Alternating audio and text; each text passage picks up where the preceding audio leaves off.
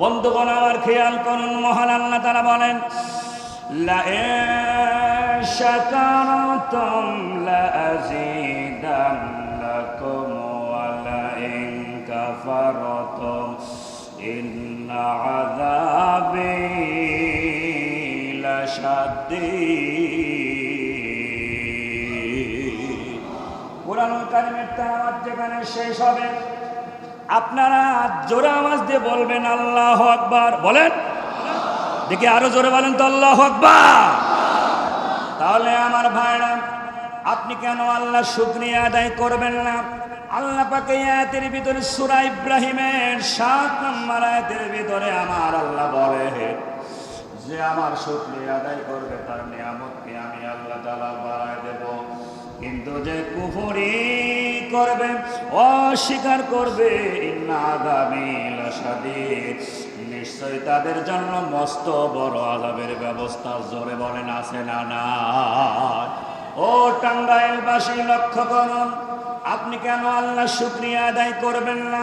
এই দেহের ভিতরে একবারের জন্য আপনি একটু তাকান তো, কত দামি দামি জিনিস মহান আল্লাহ তাআলা আমাদেরকে দান করেছে। একজন অন্ধ মানুষের দেখে আপনি আল্লাহ শুকরিয়া করবেন, আলহামদুলিল্লাহ, আল্লাহ তুমি ওর মতো আমার অন্ধ বানাও নাই। একজন হাত নাই, এইরকম মানুষকে দেখে আপনি আল্লাহ শুকরিয়া আদায় করবেন, আল্লাহ ওই মানুষটার 2টা হাত দাও নাই, কিন্তু তুমি আমার 2টা হাতের ব্যবস্থা করেছো। আপনার জবান দিয়েছেন মহান আল্লাহ, বুবা কোন মানুষকে দেখে আপনি বলতে পারেন আলহামদুলিল্লাহ। আল্লাহ ওই মানুষটা কথা বলতে পারে না, কিন্তু আমার তুমি জবান দিয়েছো। খালাকাল ইনসানা আল্লামাহুল বায়ান। আল্লাহ পাক বলেন, মানুষ সৃষ্টি করেছি আমি, বয়ান করার মতো, কথা বলার মতো যোগ্যতা আমি আল্লাহ তাআলা দান করেছি। টাঙ্গাইলবাসী লক্ষ্য করুন, এত সুন্দর সুন্দর দামি দামি জিনিস মহান আল্লাহ তাআলা দিলেন। চিকিৎসা বিজ্ঞানীরা তার থিতিস করে আমাদেরকে মেসেজ দিলেন, সেটা হলো এই দেহের ভিতরে 2টা প্রধানতম জিনিস রয়েছে। খুব খেয়াল করবেন, মাত্র 1 ঘন্টা সময়, খুব দ্রুত শেষ হয়ে যাবে। ও বন্ধু, চিকিৎসা বিজ্ঞানীরা বলেছেন সেটা হলো এই দেহের ভিতরে 2টা প্রধানতম জিনিস আছে। একটার নাম হলো কন্ট্রোল রুম, যেটাকে বলা হয় ব্রেন, আর একটার নাম হলো জেনারেটর, যেটাকে বলা হয় হার্ট। হাড়ের দায়িত্ব হলো শরীরের ভিতরে বিভিন্ন জায়গায় রক্তগুলিকে পাঞ্চিং করা, কিন্তু বেশি খাওয়ার কারণে শরীরের নাড়ির ভিতরে চর্বি জমে থাকার কারণে ওই রক্তগুলো সঠিকভাবে যখন পাঞ্চিং হতে পারে না, ওই মানুষগুলো কিন্তু প্যারালাইজড রোগী হয়ে যায়। প্যারালাইজড রোগীরা যদি একবার বেঁচে যায়, তাদেরকে বাইপাস করা লাগে। আমাদের দেশের বহু মানুষের বাইপাস করা আছে, এই বুকটা ফাড়া আছে। এই বাইপাস করতে গেলে গরুর রগ দিয়ে হবে না, এই বাইপাস করতে গেলে ছাগলের রগ দিয়ে হবে না। ও টাঙ্গাইলবাসী খেয়াল করুন, সেটা হলো আল্লাহ পাক প্রত্যেকের জানুর ভিতরে স্পেয়ার কিছু রগকে তিনি বেশি করে ফিট করে রেখেছেন, যে আল্লাহ যখন তার ওই বান্দা বান্দিদের ডাক্তারেরা যখন বাইপাস করবে, এই জানুর ভিতর থেকে রগটা নিয়ে কলিজার সঙ্গে লাগায়া দেবে। আল্লাহু আকবার। ও ইমানদার মুসলমানেরা, এত দামি দামি জিনিস আল্লাহ দিল, এই শরীরের ভিতরে এত রগ, এত সিনা উপসিনা আছে, যদি একটার সঙ্গে একটা জোড়া লাগানো যায়, 3 বার এই পৃথিবী ঘুরে আসা যাবে। একটার সঙ্গে যদি আপনি একটা সারিবদ্ধভাবে রাখেন, 3 একর জমিন লাগবে তা সাজায় রাখতে। এত দামি দামি এত জিনিস আল্লাহ তাআলা আমার আপনার দেহের ভিতরে দিল, কিন্তু যখন আপনি আল্লাহর হুকুমের বিরুদ্ধচারণ করবেন, ইন্নাহু মাইয়াতি রাব্বাহু মুজরিমান, আল্লাহর অবাধ্য যখন আপনি হবে, আমার আল্লাহ তাআলা আক্ষেপ করে কি সুন্দর করে জানাই দিল কোরআনুল কারীমের ভিতরে। খেয়াল করুন, কাইফা তাকফুরুনা বিল্লাহ,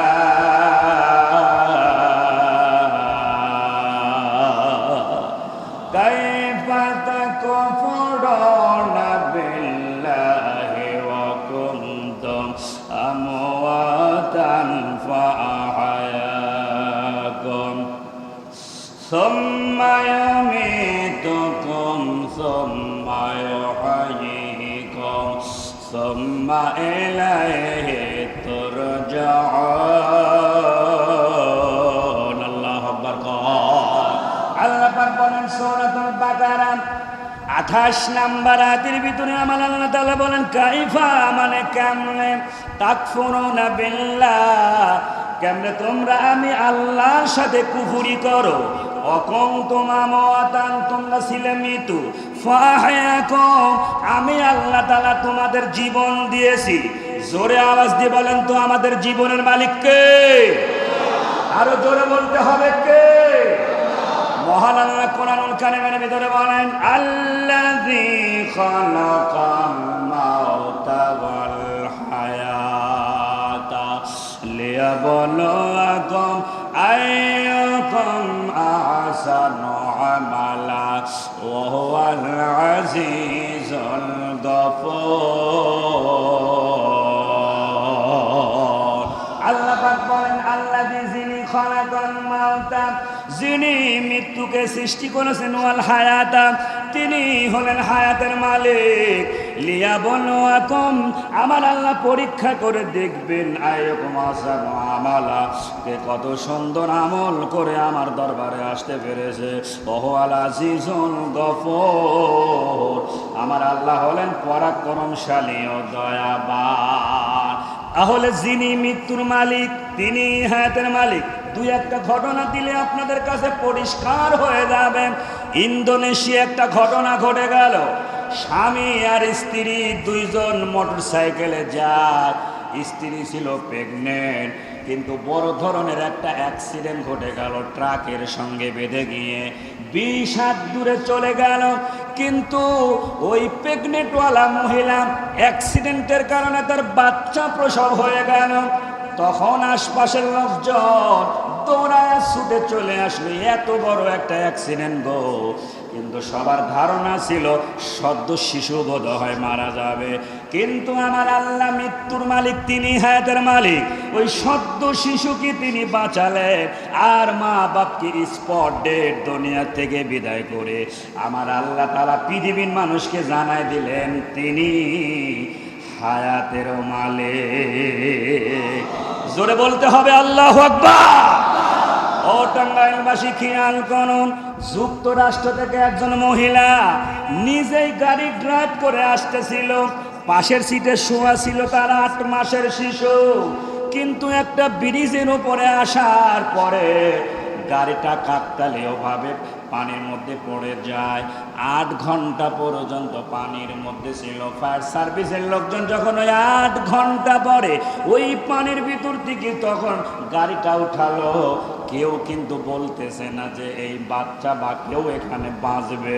কিন্তু আমার আল্লাহ তাআলা 8 ঘন্টা পানির ভিতরে 8 মাসের শিশুটাকে বাঁচায় রেখে তার মাকে দুনিয়া থেকে বিদায় করায়া আমার আল্লাহ তাআলা তিনি জানায় দিলেন ও পৃথিবীর মানুষারে আমি আল্লাহ পাক হায়াতের মালিক এইবার আসেন তো তখন আমার মনে পড়লো নূহ আলাইহিস সালাম 1 বছর নয় 2 বছর নয় 950 বছর তিনি দাওয়াত দিয়ে মাত্র 40 জন ব্যক্তিকে দ্বীনের পথে আনতে পেরেছিলেন জোরে বলেন তো কয়জন আমার কথা কি আপনারা বুঝতে পারতেছেন আপনার টাঙ্গাইল ভাষায় আমি কুষ্টিয়া জেলার মানুষ হয়তো আমার কথা বুঝতে পারতেছেন কিনা বোঝা যাচ্ছে আমার কথা তাহলে 40 জন মানুষকে দ্বীনের পথে আনতে পেরেছিলেন একজন বুড়িমা তার উপরে ঈমান এনেছিল কিন্তু তাকে বলা হয়েছিল যে যখন প্লাবন হবে তখন ওই নৌকাতে বুড়িমাকে উঠায় নেবে কিন্তু 40 দিন হলো প্লাবন হলো সব কিছু ধ্বংস হয়ে পানির নিচে তলিয়ে গেল শুধুমাত্র নূহ আলাইহিস সালামের সেই নৌকাটায় উপরে জাগনা রয়েছে কিন্তু নূহ আলাইহিস সালামের খেয়াল নাই ওই বুড়িমাকে নেওয়ার জন্য 40 দিন পরে আল্লাহর হুকুমে যখন প্লাবন থেমে গেল নৌকা থেকে নেমে সামনের দিকে যখন তিনি তাকালেন একটা কুড়ে ঘর মতো দূরে দেখা যায় উনি হাঁটতে হাঁটতে ওই কুড়ে ঘরের কাছে গিয়ে বললেন আসসালামু আলাইকুম সঙ্গে সঙ্গে ভিতর থেকে আওয়াজ আসলো, ওয়া আলাইকুম আসসালাম, কে গো আপনি? বললাম আমি এই জামানার পয়গম্বর হযরতে নূহ আলাইহিস সালাম। বুড়িমা তখন বলতেছে, ও বুঝতে পেরেছি, কবে পিলাবন হবে বোধ হয় তুমি আমাকে জানাতে এসেছো। আপনার টাঙ্গাইলবাসী বলেন তো পিলাবন হয়েছে না হয় নাই? জোরে বলতে হবে, হয়েছে না হয় না? সঙ্গে সঙ্গে আল্লাহ নবী নূহ সেজদায় পড়ে তিনি আল্লাহর কাছে বলতে লাগলেন, হে রব, তোমার কত বড় ক্ষমতা যে তুমি 40 দিন পর্যন্ত এইভাবে পানির মধ্যেও একজন মানুষকে বাঁচায় রাখলে। জোরে আওয়াজ দিয়ে বলতে হবে, ক্ষমতা কার? তাহলে আমার ভাইরা, যেই আল্লাহর কথা আপনি শুনতেছিলেন, কৃতজ্ঞতা শুকরিয়া কেন আপনি করবেন না? আল্লাহ তাআলা কোরআনুল কারীমের ভিতরে মহান আল্লাহ জানায় দিলেন, ইয়া আইয়ুহাল্লাযীনা আমানু তাকুল্লাহা হাক্কা তুকাতিহি ওয়া লা তামুতুন্না ইল্লা ওয়া আনতুম মুসলিমুন। কুরআনুল কারীম সূরা আলে ইমরানের 102 নম্বর আয়াতের ভিতরে আমার আল্লাহ বলেন, ইয়া আইয়ুহাল্লাযীনা আমানু, যেখানে আমানু শব্দ ব্যবহার করা হয়েছে আল্লাহ পাক ঈমানদারদেরকে মেসেজ দিয়েছেন। যেখানে কাফারু শব্দ ব্যবহার করা হয়েছে সেখানে কাফেরদের উদ্দেশ্যে মেসেজ দেওয়া হয়েছে। যেখানে ইয়া আইয়ুহান নাস ব্যবহার করা হয়েছে সেখানে হিন্দু, বৌদ্ধ, খ্রিস্টান, নাসারা, বিধর্মী। আমার আল্লাহ তাআলা বলেছেন, হে মানব মণ্ডলী, হে লোক সকল। কিন্তু এখানে মহান আল্লাহ তাআলা আমানু, ঈমানদারদের উদ্দেশ্যে আমার আল্লাহ বললেন, আমানুত্তাকুল্লাহ, তোমরা আমি আল্লাহ তাআলাকে ভয় করো, হাক্কা তুকাতিহি, ভয় করার মতো করে ভয় করো, ওয়ালা তামুতুন্না ইল্লা ওয়া আনতুম মুসলিমুন, আর মুসলমান না হয়ে তোমরা মারা যেও না। জোরে বলেন আল্লাহু আকবার। ও টাঙ্গাইলবাসী, লক্ষ্য করুন, সেটা হলো আল্লাহর ভয়ের কথা মহান আল্লাহ বললেন। ভয় যদি আপনি আল্লাহ পাকের করেন, আল্লাহ পাক আপনাকে কি পুরস্কার দান করবেন সেটাও মহান আল্লাহ বলেন। অদ্দজাহানের খলিফা হযরত উমর রাদিয়াল্লাহু তাআলা আনহু, ওনার সাথে এক নওজোয়ান যুবক, উনি মসজিদে সালাত পড়তে যেতেন। কিন্তু নওজোয়ান যুবক যেই রাস্তা দিয়ে সালাত পড়তে যেতেন, ওই রাস্তার ধারে একটা খারাপ মহিলার বাড়ি ছিল। ওই মহিলার সাথে ওই নওজোয়ান যুবকের সম্পর্ক হয়ে যায়। একটু লক্ষ্য করুন, শয়তানের ওয়াসওয়াসায় একদিন কিন্তু ওই মহিলা তাকে বাড়ি পর্যন্ত ডেকে নিয়ে যায়। বাড়ি পর্যন্ত যখন নিয়ে যায়, ঘরের মধ্যে যাওয়ার পরে এই মহিলা ওই নওজোয়ান যুবককে খারাপ উপস্থাপনা যখন দেয়, কিন্তু ওই যুবক ওই মহিলার খারাপ উপস্থাপনায় রাজি না হয় আল্লাহর ভয়ে ওই নওজোয়ান যুবক বেহুশ হয়ে যায়। ও টাঙ্গাইলবাসীর যুবকেরা, লক্ষ্য করুন, সেটা হলো আপনি রাতের আধারে দিনের ভাগে পৃথিবীর যেখানে আপনি অপরাধ করেন না কেন, কেউ দেখতে না পাইলেও জোরে বলেন দেখে কে? তাহলে আল্লাহর ভয় করে যুবক যখন বেহুশ হয়ে যায়, এইবার মহিলা মনে করলো, এই মহিলা মনে করলো যুবকের জন্য কোনো ক্ষতি হয়ে যায় তাহলে আমার তো বড় অসুবিধা হয়ে যাবে। এই জন্য যুবককে পাশের থেকে আরেকজন মহিলাকে ভাড়া করে ডেকে এনে এই যুবককে ধরাধরি করে এই যুবকের ঘর পর্যন্ত, বাড়ি পর্যন্ত নিয়ে দিয়ে যায়। রাতের তৃতীয়াংশে যুবকের বাবা যখন দরজা খোলে, তখন বেহুশ অবস্থায় এই যুবককে যখন পায়, তার চোখে মুখে পানি ছিটা দেওয়ার পরে এইবার যুবকের যখন হুঁশ ফিরে যায়, এইবার যুবকের বাবা জিজ্ঞাসা করে, বাবা এত সময় তুমি কোথায় ছিলে? কত জায়গায় তোমার খোঁজাখুঁজি করলাম, কোনো জায়গায় তো তোমার পেলাম না বাবা। এইবার ছেলেটা সব ঘটনাটা বলে, আমি যেই রাস্তা দিয়ে সালাত পড়তে যেতাম ওই রাস্তায় একজন খারাপ মহিলার পাল্টানে পড়ে আমি তার বাড়ি পর্যন্ত গিয়েছিলাম। মহিলা আমাকে অপরাধ করতে বলে, খারাপ উপস্থাপনা দেয়, কিন্তু আমি ওই মহিলার কথা না শুনে আমি বেহুশ হয়ে যাই আল্লাহর ভয়ে। এরপরে কি হয়েছে সেটা আমি বলতে পারবো না। এই বলার পরে আবার যুবক আবার বেহুশ হয়ে যায়, কিন্তু এইবার যুবকের বাবা তার গায়ে হাত দিয়ে দেখে গা ঠান্ডা, মানে যুবক আর বেঁচে নাই, যুবক মারা গেছে। রাতের অন্ধকারে রাতের তৃতীয়াংশের লোকজনকে ডেকে গোসল কাপন দাপন সব শেষ করে দেয়। এইবার উমার তখন এই যুবক ফজরের নামাজে যেহেতু গেল না, এই জন্য এই যুবকের বাড়িতে উমার রাদিয়াল্লাহু তাআলা আনহু তার কিছু সাথী সঙ্গীদেরকে নিয়ে তিনি চলে এসে জিজ্ঞাসা করে তার বাবারে, আপনার ছেলে কেন আজ মসজিদে গেল না? কি হয়েছিল আপনার ছেলের, বলুন। এইবার যুবকের বাবা ঘটনাটা বলতে বলতে চোখের পানি ছেড়ে দেয়। এইবার উমার বলতে লাগলেন, যে যুবক আল্লাহর ভয়ে অপরাধ করে না, আমি সেই যুবকের কবরের পাশে যে আমি হাত তুলে আল্লাহর কাছে একটু দোয়া করব। এইবার সাথী সঙ্গীদেরকে নিয়ে হযরত ওমর চলে গেল ওই যুবকের কবরের পাশে। এইবার হাত তুলে আল্লাহর কাছে কাঁদতেছেন আর দোয়া করে বলতেছেন, যে যুবক, যেই মানুষটা আল্লাহর ভয়ে কোনো অপরাধ করে না, আমার আল্লাহ পাক একটা না, তাকে দুইটা জান্নাতের মালিক বানায়া দেয়। জোরে বলতে হবে আল্লাহু আকবার। আল্লাহ পাক তার দলিল দিচ্ছেন, ওয়ালিমান খাফা মাকাম রাব্বিহি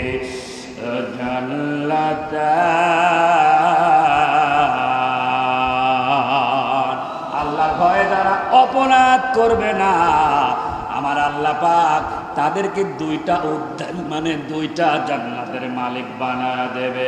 এইবার ভিতর থেকে আওয়াজ আসতে লাগলো, যুবক বলতেছে কবরের ভিতর থেকে, হুজুর গো, আমি যে অপরাধ করি নাই, আল্লাহ পাক আমাকেও দুইটা জান্নাতের মালিক বানায়া দিয়েছে। এইবার আসেন তো আমার ভাইরা, তাহলে জোরে আওয়াজ দিয়ে বলেন তো, ভয় করবো কার? আরো জোরে বলতে হবে, কার? বনী ইসরায়েলের আর একটা যুবক ছিল, সব সময় অপরাধ করতো এমন ভাবে, প্রত্যেক দিন টাকা দিয়ে নতুন নতুন মহিলাদেরকে ভাড়া করে এনে এই যুবক অপরাধ করত, প্রত্যেক দিন ব্যভিচার করত।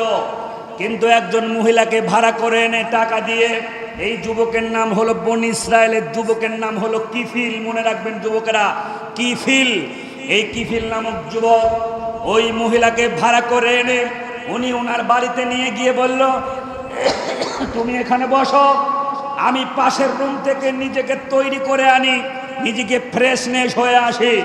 ঠিক তিনি নিজেকে তৈরি করে এসে এইবার তিনি দেখতে পেলেন ওই মহিলা কাঁদতেছে। কিফিল নামক যুবক তখন বলতেছেন, বনী ইসরায়েলের, কান্নার তো কোনো কারণ আমি দেখতে পাচ্ছি না, কেন তুমি কাঁদতেছ? আমি তোমাকে টাকা দিয়ে এনেছি, আমি তোমাকে ভাড়া করে এনেছি, কান্নার তো কোনো কারণ পাচ্ছি না। এইবার মহিলা তখন বলতেছেন, কিফিল শোন, আমার এইটা পেশানা নেশানা, আমি উপায় অন্তর না পেয়ে একটা পরিস্থিতির শিকার হয়ে আমি আজকের এই অপরাধ করতে এসেছি, আজকেই প্রথম এসেছি। কিন্তু তাহলে তুমি কেন কাঁদতেছ? তো বলতেছে, আমার কান্নার কারণ হলো, এত সুন্দর করে মহান আল্লাহ তাআলা আমাকে বানিয়েছে, এত সুন্দর চেহারা দিয়ে আমাকে তৈরি করেছেন মহান আল্লাহ, কিন্তু এই গুনাহমাখা চেহারা নিয়ে সেই দিন আমি কি করে আল্লাহর দরবারে দাঁড়াবো, এই কারণে এই ভয়ে আমি কান্না করতেছি। কিফিলের তখন মনের মধ্যে ভয় শুরু হয়ে গেছে, এই মহিলা এখনো অপরাধ করলো না, এই মহিলা এখনো অপরাধ করে নাই, এর আগেই তিনি এইরকম ভয় পাচ্ছে আল্লাহর। আর আমি প্রতিনিয়ত, প্রতি সময়, প্রতিদিন আমি টাকা দিয়ে নারীদেরকে ভাড়া করে এনে এনে আমি এই রকম অপরাধ করতেছি। মুহূর্তের ভিতরে পরিবর্তন হয়ে গেছে। কিফিল তখন বলতেছেন, বোন, আমি তোমাকে যে টাকা দিয়েছি এই টাকা ফেরত নেব না, তুমি আমার জন্য একটু দোয়া করো আল্লাহর কাছে। আমি কিফিল ঘোষণা করলাম, জীবনে কোনো দিন আমি আর ব্যভিচার করব না। বলেন না সুবহানাল্লাহ। ওই রাত্রে এই কিফিল মরণ হয়ে গেল। এইবার রাত্রেই মরণ হয়ে গেল। সকালবেলা তিনি সোনালী অক্ষরে আরবিতে লেখা উঠা দেখলেন যে মহান আল্লাহ পাক কিফিলকে ক্ষমা করে দিয়েছেন। বলেন না সুবহানাল্লাহ। আমার ভাইরা, এই জন্য আমি আপনাদেরকে বলতে চাচ্ছি, সেটা হলো জোরে আওয়াজ দিয়ে বলতে হবে, ভয় করা লাগবে কার? ইমানদাররা যে আল্লাহর ভয় করে, আল্লাহর ভয় করলে আল্লাহ তার সাহায্য করে, ওই অপরাধ থেকে মহান আল্লাহ তাআলা বাঁচায়। একটি ঘটনার মাধ্যমে আপনারা বুঝতে পারবেন আমার ভাইরা। আল্লাহ পাক কুরআনুল কারীমের ভিতরে বলেন, ওয়ালা তাহিনু ওয়ালা তাহজানু ওয়া আনতুমুল আ'লাউনা ইন কুনতুম মুমিনিন। আল্লাহ পাক বলেন, তোমাদের কোনো ভয় নাই, তোমাদের কোনো চিন্তা নাই, অবশ্যই আমার সাহায্য তোমাদের উপরে আসবে, কিন্তু কন্ডিশন হলো ইন কুনতুম মুমিনিন, তোমাদেরকে মুমিন হওয়া লাগবে, তোমাদেরকে ঈমানদার হওয়া লাগবে। আল্লাহু আকবার। ও টাঙ্গাইলবাসী, লক্ষ্য করুন, সেটা হলো আল্লাহর ভয় করলে আল্লাহ কেমন করে সাহায্য করে। বহু যুদ্ধের খবর আপনাদের কাছে আছে, ইতিহাস প্রমাণ করে দেয় কোন যুদ্ধের ময়দানে মুসলমানের সৈন্য সংখ্যা কিন্তু বেশি ছিল না। ও বন্ধু, খেয়াল করো, মুসলমানের শুধু একটা মাত্র জিনিস আছে, তার নাম ঈমান। আপনি ভারতকে বলে দিতে পারেন তোমার অস্ত্র শস্ত্র সৈন্য সামন্তর সব কিছু তোমার বেশি থাকতে পারে, কিন্তু মুসলমানের একটা জিনিস বেশি আছে, সেটা হলো ঈমান। ঈমানদার কখনো অপরাধের দিকে যেতে পারে না। এইবার আসেন তো আমার ভাইরা, কোনো এক যুদ্ধের ময়দানে মুসলমানের সৈন্য মাত্র 19 জন, অসংখ্য কাফেরদের সৈন্য ছিল সেখানে, কিন্তু 19 জনের ভিতরে 18 জনকে শহীদ করে দিয়ে এইবার কমান্ডার চিফকে এইবার আমার ভাইরা খ্রিস্টান রাজা বাড়িতে ধরে নিয়ে এসেছে। একটাই মাত্র কারণ হলো মুসলমানকে প্রলোভন দেব, কত সম্পদ আছে সমস্ত সম্পদের কথা বলবো। কমান্ডার চিফকে ধরে নিয়ে বাড়িতে নিয়ে গেল খ্রিস্টান রাজা। এইবার জিজ্ঞাসা করতেছেন মুসলমানকে, তোমাকে একটা প্রস্তাবনা দেব, সেটা হলো তুমি যদি মুসলমানিত্ব বাদ দিয়া খ্রিস্টান হয়ে যাও, তাহলে সম্পদের অনেকটাই আমি তোমাকে দিয়ে দেব। কিন্তু ইমানদার মুসলমান ভয় করে আল্লাহ, ইমানদার মুসলমান যেহেতু আল্লাহর ভয় করে, এই জন্য ইমানদার মুসলমান বলতেছে না না, কখনোই তা আমি করব না, কখনোই তা আমি করব না, কখনোই আমি ইমানদার মুসলমান খ্রিস্টান আমি হব না। কোনোভাবে যখন ইমানদারের ইমানকে নষ্ট করতে পারতেছে না, খুব খেয়াল করবেন, এইবার কিন্তু তার ষোড়শী সুন্দরী রূপসী নারী রয়েছে, তার মেয়ে রয়েছে। এইবার তাকে বলতেছেন, মা একটা জিনিস তোমাকে আমি বলবো, সেটা হলো তোমাকে 40 দিনের সময় আমি দিলাম, এই 40 দিনের ভিতরে এই ইমানদার যুবক যেই ঘরে আছে সেই ঘরের মধ্যে তুমি ঢুকবা, তোমার জীবন যৌবন যা আছে সব কিছু ওপেন করে দিয়ে হলেও একমাত্র কাজ হলো তুমি ইমানদার মুসলমানের ইমানকে নষ্ট করবা। কিন্তু মা এই 40 দিনের ভিতরে যদি তুমি ওই নওজোয়ান যুবক ইমানদারের ইমানকে নষ্ট করতে না পারো, 40 দিন পরে কিন্তু আমি তার গর্দান আলাদা করব, তোমারও গর্দান কিন্তু থাকবে না। এইটা কিন্তু আমার কথা। এইবার শুরু হয়ে গেল তার কাজ আমার ভাইরা। এইবার রাতের অন্ধকারের দিনের ভাগে যখনই ওই মেয়েটা, খ্রিস্টানের মেয়েটা, মুসলমান সেনাপতি তার ঘরের মধ্যে যায়, ইমানদার মুসলমান ওই অন্যায় থেকে বাঁচার জন্য নামাজে দণ্ডায়মান হয়ে যায়। আল্লাহু আকবার। এইবার আমার বাইরে খেয়াল করুন, মহান আল্লাহ তাআলা বলেন, ইয়া আইয়ুহাল্লাযীনা আমানুস্তাঈনু বিস-সাবরি ওয়াস-সালাহ ইন্নাল্লাহা মা'আস-সাবিরিন।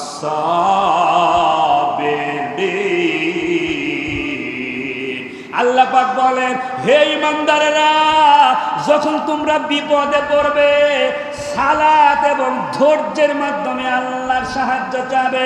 যেহেতু ওই ঈমানদার মুসলমান বিপদে পড়ে গেছে ওই নারী থেকে বাঁচার জন্য, তখন কিন্তু তিনি নামাজে দণ্ডায়মান হয়ে যায়।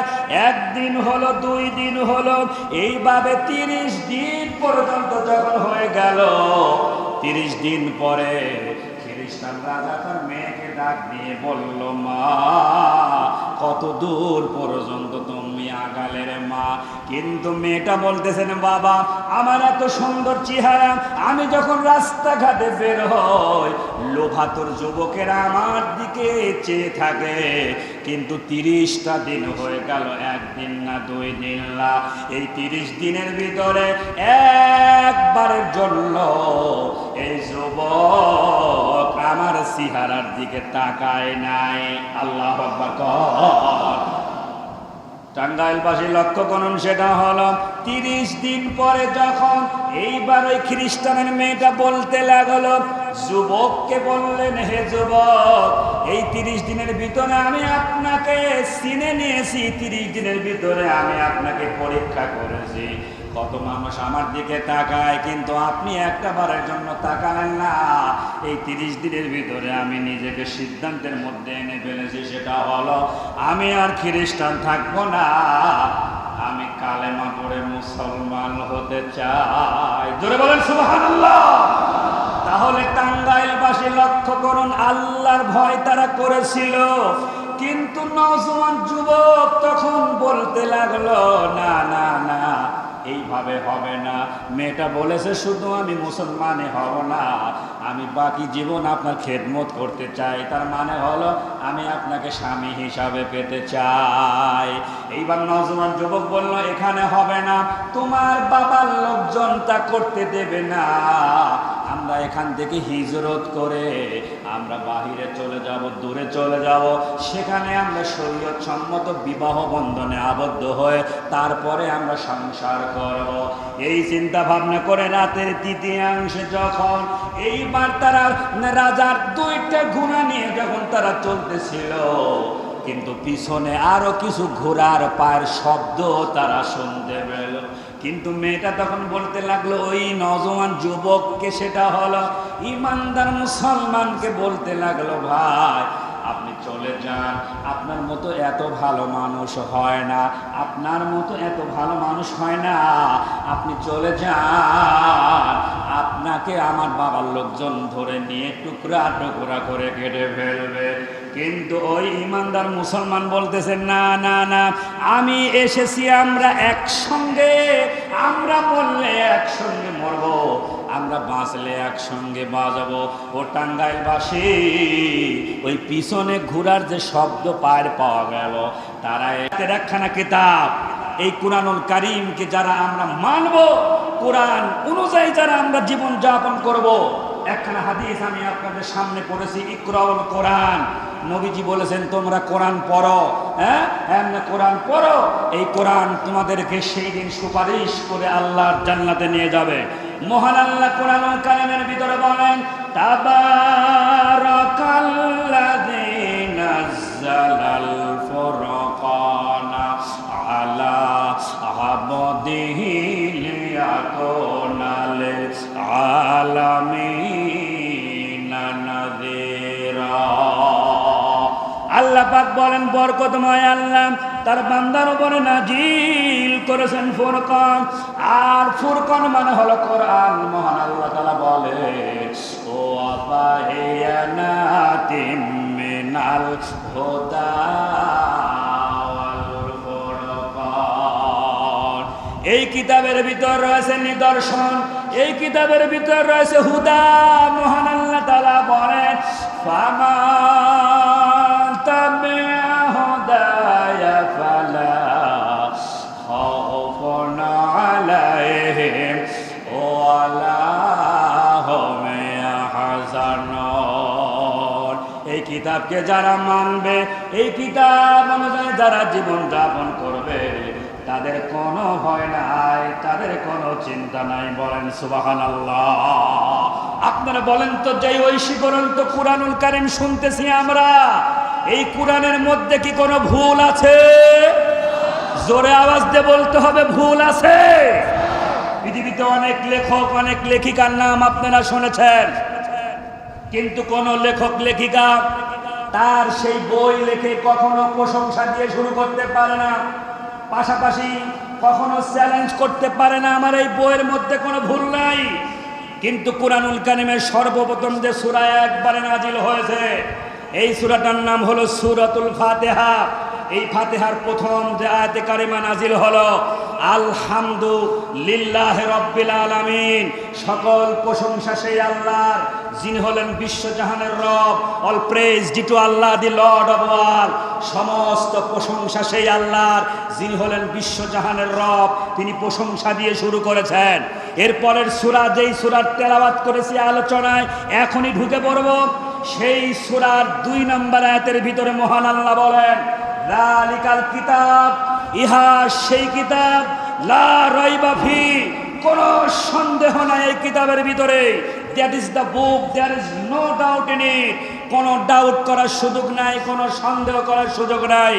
আপনারা ইন্টারনেটে অনেক খবরাখবর পত্রিকায়ও পড়েন, কানাডার একজন খ্রিস্টীয় ধর্ম প্রচারকের নাম, ওনার নাম ডক্টর গ্যারি মিলার। উনি একজন খ্রিস্টান মানুষ। উনি মনে করলেন কোরআনের মধ্যে নিশ্চয়ই ভুল আছে। ইংরেজিতে কোটেশনওয়ালা একটা কুরআনুল কারীম তিনি কিনে নিলেন। এইবার পড়তে পড়তে আমার ভাইরা, আমাদের নবীর নাম সেখানে 3 জায়গা পেলেন। পড়তে পড়তে আমার ভাইরা, ওনারা যে ধর্মের অনুসারী, ঈসা ইবনে মারিয়াম, ওনার নামে একটা অনেক বড় সূরা পেয়ে এইবার তিনি আমার ভাইরা কোরআনের ভুল ধরতে এসে নিজের জীবনের ভুল ধরে কোরআনের কাছে মাথা নত করে কালেমা পড়ে মুসলমান হয়েছিলেন আমার ভাইরা।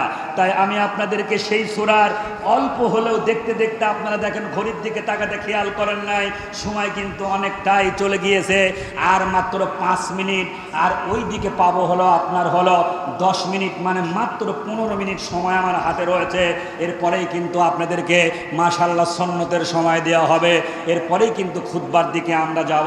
তাই আমি অল্প হলেও আপনাদেরকে যেই বিষয়টা নিয়ে বলতে চেয়েছিলাম, কুরআনুল কারীমের 62 নম্বর আয়াতের ভিতরে আল্লাহ পাক বলেন, মান আমানা বিল্লাহ, যারা আল্লাহর উপরে ঈমান আনবে, ওয়াল ইয়াউমিল আখিরি, এবং যারা আখিরাতের উপরে ঈমান আনবে, ওয়া আমিলা সালেহান, এবং যারা ভালো কাজ করবে।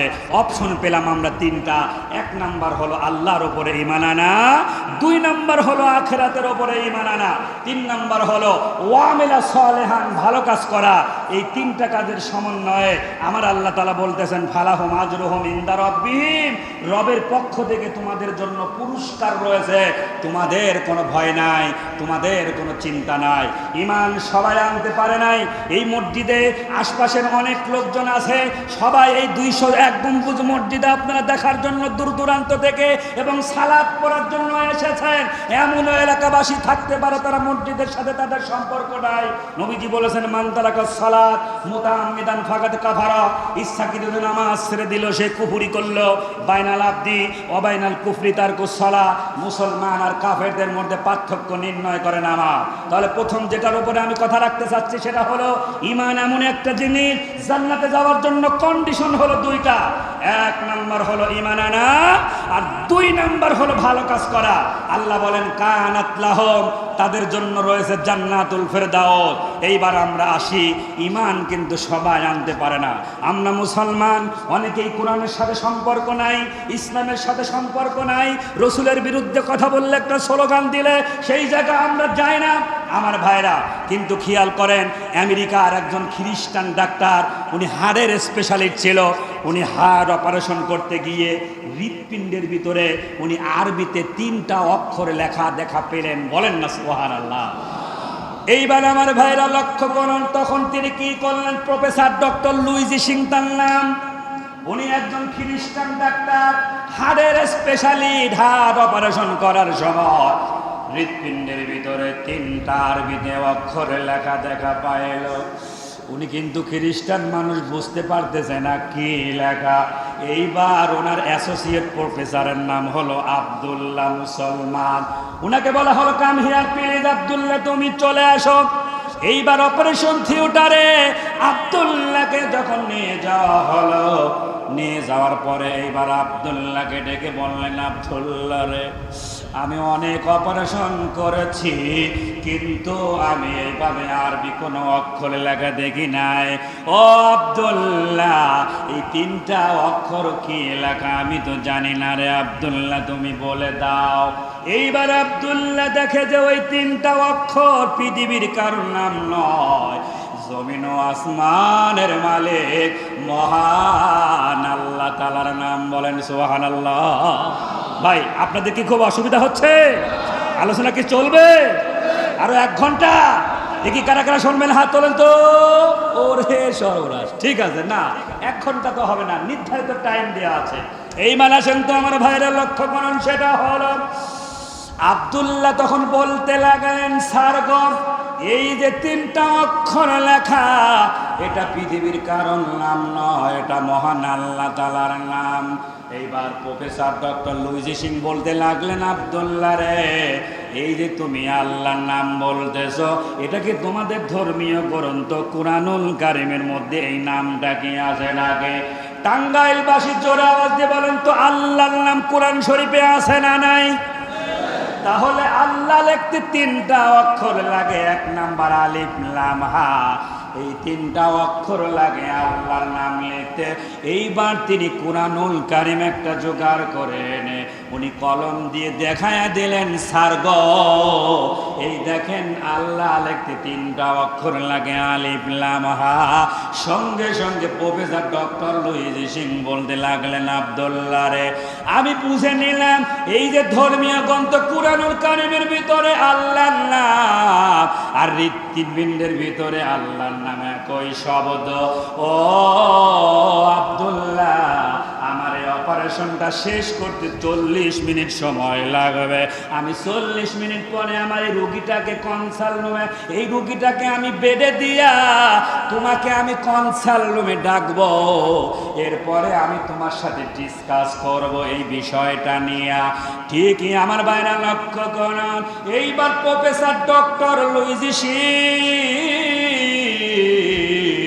তিনি 40 মিনিট ধরে অপারেশনটা শেষ করে রুগীটাকে বেডে দিয়া এইবার তিনি ওই আব্দুল্লাহকে ডেকে একটা কনসাল্ট রুমে গিয়ে বলল, আব্দুল্লাহ রে, আমি 40 মিনিট ধরে অপারেশন থিয়েটারে অপারেশন করলাম, আর চিন্তা করলাম আল্লাহ নাম কুরআনুল কারীমের ভিতরে আর হৃৎপিণ্ডের ভিতরে যখন মিলে গেল, আমি প্রফেসর ডক্টর লুইজি সিং আর দেরি করব না, কালেমা পড়ে মুসলমান হব। ও টাঙ্গাইলবাসী, লক্ষ্য করুন, সেটা হলো এইবার প্রফেসর ডক্টর লুইজি সিং বলতে লাগলো, আব্দুল্লাহ রে, এই যে আমি মুসলমান হব, এইটা করতে কি তোমার ঊর্ধ্বতন কাউকে ডাকা লাগবে না, তুমি পারবা। এইবার আবার বলতেছেন, আব্দুল্লাহ রে, মুসলমান হতে কত টাকা ফিস লাগবে তুমি আমাকে বলো। আব্দুল্লাহ বলতেছেন, স্যার, মুসলমান হতে কোনো ফিস লাগবে না, আপনি সুন্দর করে গোসল করে, আপনি সুন্দর করে ওযু করে পবিত্রতা অর্জন করেন, এরপর আমি আপনাকে কালেমা পড়ে মুসলমান বানায় দেব। ঠিকই আমার ভাইরা, একজন খ্রিস্টান মানুষ উনি কি করলেন খেয়াল করুন, সেটা হলো উনি আল্লাহর নাম কুরআনুল কারীমের মধ্যে পেলেন, হৃৎপিণ্ডের ভিতরে কুরআনুল কারীমের এই আল্লাহর নামটা মিলে গেল। উনি এইবার আব্দুল্লাহর হাতে হাত দিয়ে কালেমা পড়ে মুসলমান হলো। প্রফেসর ডক্টর লুইজি সিং বলতে লাগলো, আব্দুল্লাহ, এইবার তুমি বলে দাও, আমি তো মুসলমান হলাম, এইবার আমার সর্বপ্রথমের কাজ কি তুমি আমার বলে দাও।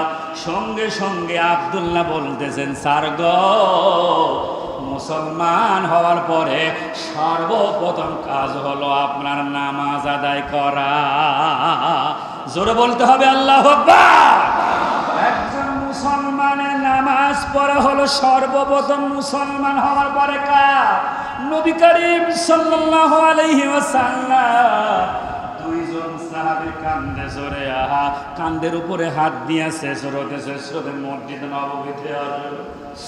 নবীজি এসে বললেন, উপস্থিত সাহাবীরা রে, এই দুনিয়ার সব নিয়ামত আল্লাহ পাক তার হাবিবকে দিতে চেয়েছিলেন, কিন্তু তার হাবিব তার নিয়ামতগুলি না নিয়া আল্লাহ পাকের দিদারকে তিনি বেশি পছন্দ করেছিলেন। কোন সাহাবী বুঝতে পারেন নাই নবীজি কি বললেন।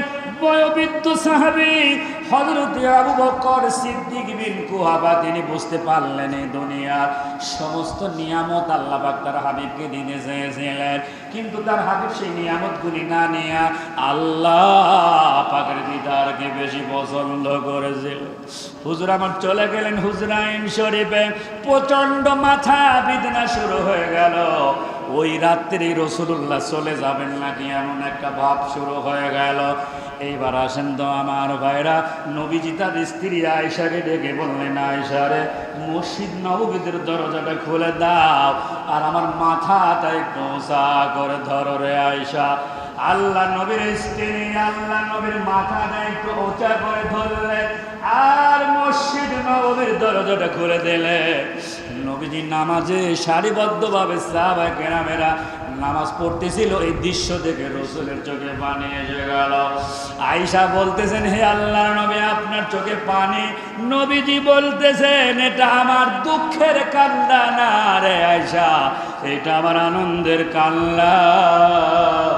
যতদিন পর্যন্ত আমার উম্মতেরা এই পৃথিবীতে থাকবে ততদিন পর্যন্ত সারিবদ্ধভাবে নামাজ আদায় করবে। আল্লাহু আকবার কর। এইবার আসেন তো আমার ভাইরা, তাহলে ওই লুইজি সিং তখন বলতেছেন, আব্দুল্লাহ রে, তাহলে তুমি বলে দাও আমার নামাজটা তো আমি কেমন করে পড়বো আমি জানি না, আমি তো কোনোদিন নামাজ পড়ি নাই রে আব্দুল্লাহ। এবার আব্দুল্লাহ বলে, স্যার আমি আগে নামাজ পড়তেছি, আমার পাশে দাঁড়ায়া আপনি নামাজ আদায় করুন। এইবার আব্দুল্লাহ নামাজ পড়তেছে, সেটা দেখে professor Ahmed doctor Luigi Singh তিনি নামাজ পড়তে লাগলেন। এইবার নামাজ পড়ে আব্দুল্লাহ হাত তুলে আল্লাহর কাছে কাঁদতে লাগলো। দু চোখ বেবে ওই প্রফেসর ডক্টর লুইজি সিং এর চোখ বেবে পানি আসতে লাগলো। এইবার আব্দুল্লাহ জিজ্ঞাসা করতেছে, স্যার আপনার চোখে পানি? এইবার প্রফেসর ডক্টর লুইজি সিং বলতেছেন, আব্দুল্লাহ রে, আমি তো কাঁদতে চাই না, কেন যেন আমার চোখ দিয়ে পানি বের হয়। জোরে বলেন আল্লাহু আকবার। তাহলে বন্ধুগণ আমার খেয়াল করুন, এক নাম্বার যে শব্দটা ছিল মান আমানা বিল্লাহ, যারা আল্লাহর উপরে ঈমান আনবে। ঈমান কিন্তু সবাই আনতে পারে না। আবু জেহেলের নাম আপনাদের জানা আছে, ওনাকে কিন্তু মহান আল্লাহ তাআলা হেদায়েত দেয় নাই, কিন্তু ওনার ছেলের নাম হলো ইকরামা বিন আবু জেহেল, ওনাকে কিন্তু আল্লাহ তাআলা হেদায়েত দিয়েছিল। সেটা কিভাবে? আল্লাহ নবীজি মক্কা বিজয়ের পরে 14 জনের নাম ঘোষণা করেছিলেন। এই 14 জনের ভিতরে ছিল ওহাসি, এই 14 জনের ভিতরে ছিল ইবনে কিতাল, এই 14 জনের ভিতরে ছিল ইকরামা বিন আবু জেহেল। নবীজি ঘোষণা করে দিলেন, এদেরকে তোমরা যেখানেই পাও টুকরা টুকরা করে কাটবে। ওই সময় ওহাসি মনে করলো, সাহাবায়ে কেরামদের চোখের সামনে যদি পড়ে যায় তাহলে তো টুকরা টুকরা করে কাটবে। এই জন্য মুখে আবরণ দিয়া বুরকা পরে চোখ মুখটা ঢেকে নবীর সামনে এসে বলতে লাগলো, আশহাদু আল্লা ইলাহা ইল্লাল্লাহ ওয়া আশহাদু আন্না মুহাম্মাদান আবদুহু ওয়া রাসূলুহু। নবীজি বললে, কে গো তুমি? মুখের থেকে কাপড়টা সরাও, আবরণটা সরায়া দাও। এবার আবরণটা সরানোর পরে দেখে ওই 14 জনের ভিতরে একজন নাম হলো তার ওয়াজি। নবীজি বললেন, ওহাসি রে, তুমি বড্ড চালাক, তুমি তো কালেমা পড়ে মুসলমান হয়ে গেলে, তুমি কিন্তু তোমার জানের নিরাপত্তা পেয়ে গেলে, কিন্তু আমি যতদিন পর্যন্ত বেঁচে থাকি তুমি আমার চোখের সামনে আসবে না। তুমি যদি আমার চোখের সামনে আসো, আমার চাচা আমির হামজার কথা মনে পড়ে যাবে। কি করে মেরেছিলে রে তুমি আমার চাচা আমির হামজার বল। এইবার ওহাসি বলতে লাগলো, হুজুর গো, আপনার চাচার সামনে কেউ দাঁড়াতে পারতেছে না, উনি বিগ বিগ করমে কিন্তু যুদ্ধ করতেছিলেন। আমি পিছন দিকে গিয়া পল্লম দিয়া পাঁশরে আঘাত করেছিলাম, রক্তক্ষরণ হয়ে ঘোড়া থেকে পড়ে গিয়েছিল। এইবার হিন্দা নামের ওই মহিলাটা এইভাবে বুক ফেরে কলিজাটা বের করে করে গিয়েছিল। ও টাঙ্গাইলবাসী, ইসলাম কিন্তু এভাবে আসে না। নবীজির দান দান মোবারক শহীদ হয়েছে, নবীর রক্তে রঞ্জিত হয়েছে জমিন। আল্লাহ নবীজি হাত দিয়ে মুখে মুছে দেখে তার হাতে রক্ত, গায়ে রক্ত। নবীজি বলতেছে এই জাতির জন্য কি করে কল্যাণ হতে পারে, যেই জাতি আমি বিশ্ব নবীর চেহারা খানি রক্ত দিয়া লাল বানায়া দিল। এইবার আল্লাহ নবীজি যখন শুনতে পেলেন তার চাচা আমির হামজার কলিজাটা বের করে করে খেয়েছিল, নবীজির চোখ দিয়ে এত পানি বের হলো, এত পানি বের হলো, পানিটা বের হয়ে এবার কিন্তু নবীজি দাঁড়ে মোবারক ভিজে ভিজে পড়তে লাগলো। নবীজি বলতে লাগলেন শুধু তো ওই শহীদ করে দিলেই তো হতো, কিন্তু তার কলিজাটা খাওয়ার দরকার কি ছিল? নবীজি বলকে বললেন হে আল্লাহ নবী, আপনি টেনশন নেবেন না, আপনার চাচার আমি এত মর্যাদা দান করব, পৃথিবীতে যত শহীদ হবে ইসলামের পক্ষে সমস্ত শহীদদের সর্দার আমি আপনার চাচা আমির হামদার বানায়া দেব। জোরে বলতে হবে আল্লাহু আকবার। আমার ভাইরা, অল্প সময় পেলাম, কিন্তু কিভাবে যে সময়টা চলে গেল বুঝতে পারলাম না। আমার ভাইরা অনেক দূর দূরান্ত থেকে এসেছেন, আমিও অনেক দূর কুষ্টিয়া থেকে গতকাল এসেছি। আপনার দুপুর 12টায় বের হয়ে এখানে রাত 8টা, সাড়ে 8টা, 9টার দিকে এই মসজিদে এসে পৌঁছালাম। তো যাই হোক, মাশাআল্লাহ, খুব কষ্ট পেলেন ভাই, কষ্ট পেলেন, তাহলে সুযোগ হলে আবার আসা যাবে। তাই বলতে চাচ্ছিলাম, মান আমানা বিল্লাহ, যারা আল্লাহর উপরে ঈমান আনবে। আজ থেকে প্রায় 1 বছর আগে আমার কুষ্টিয়া জেলার কুমারখালী থানার রেলওয়ে স্টেশন জামে মসজিদের আমি খতিব, রাজবাড়ী জেলা থেকে একজন কনভার্টেড মুসলিম, উনি এসে আমাকে বলতেছেন যে ভাই, আপনি কি হাফেজ মাওলানা আব্দুল সালাম বিন ইউসুফ কুষ্টিয়া? বললাম জি, আপনার ওয়াজ আমরা ইন্টারনেটে শুনেছি, নাম্বার নিয়ে এসেছি। তাই বললাম কিসের জন্য?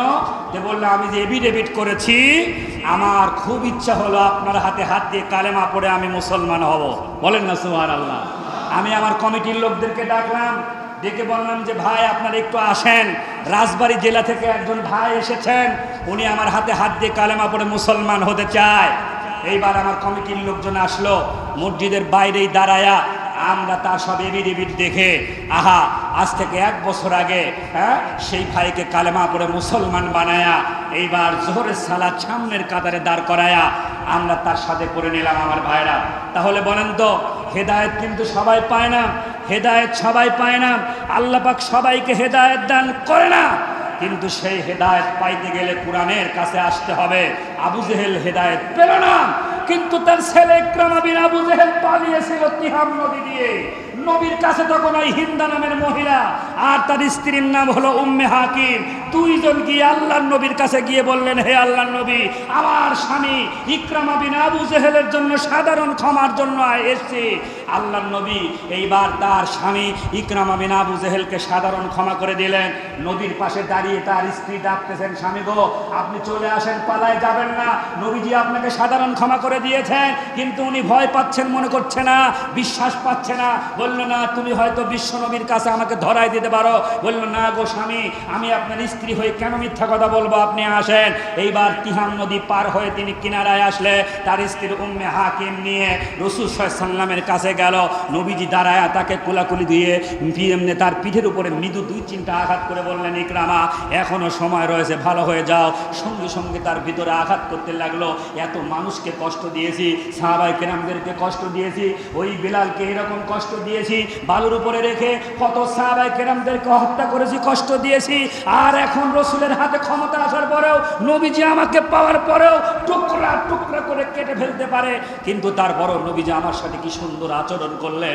বাড়িতে গিয়ে আর তার বিছনায় বালিশে ঘুম হয় না, চোখ দিয়ে পানি বের হয়। আহা ইকরামা বিন আবু জেহেল, আবু জেহেলের ছেলে তখন আহা সকালবেলা এসে রাসূল সাল্লাল্লাহু আলাইহি সাল্লামের কাছে বলতে লাগলেন, হে আল্লাহর নবী, আমাকে কালেমা পড়ায় আপনি মুসলমান বানায় দেন, বলেন না সুবহানাল্লাহ। টাঙ্গাইলবাসী, তাই আমি আপনাদেরকে আমার শেষাংশে বলতে চাই, সেটা হলো আল্লাহর কাছে আসুন দোয়া করি। মান আমানা বিল্লাহ, যারা আল্লাহর উপরে ঈমান আনবে, ওয়াল ইয়াউমিল আখিরি, এই জীবনের পরে আরেকটা জীবন রয়েছে, তার নাম হলো আখিরাত। আমার ভাইরা, সেই আখিরাতের প্রতি যারা ঈমান আনবে, আমার আল্লাহ বলেন ফালাহুম আজরুহুম ইনদা রাব্বিহিম, রবের পক্ষ থেকে তাদের জন্য পুরস্কার, তাদের কোনো ভয় নাই, তাদের কোনো চিন্তা